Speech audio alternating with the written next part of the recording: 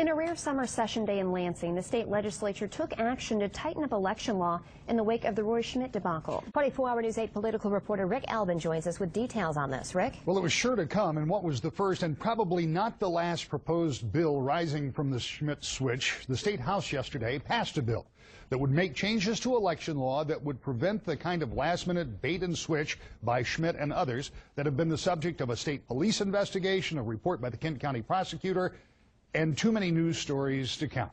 The new law says that if a candidate drops out at the last minute, such as was the case when Schmidt withdrew as a Democrat and refiled as a Republican about an hour before the deadline, then that deadline would be extended for 2 days to give others a chance to join in the race.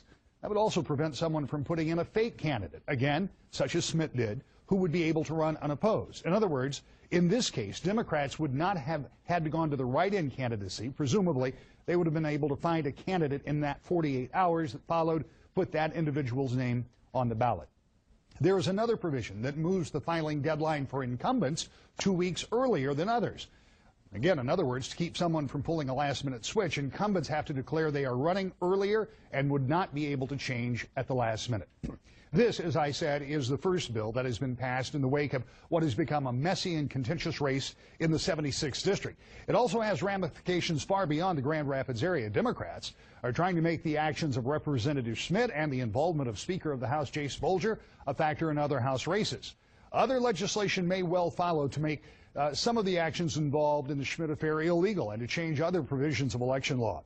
This bill will move on to the Senate, but will likely not see action anytime soon. Lawmakers are only meeting sporadically through the summer months. When they come back for the lame duck session, though, after the election, and depending on the outcome of that election, we might see more such bills introduced. Or again, depending on the outcome of Decision 2012, we could see a flurry of activity in the House when they reconvene in January. One thing we know for sure, the fallout from all of this, one of the messiest chapters in this year's election, has not yet been fully felt.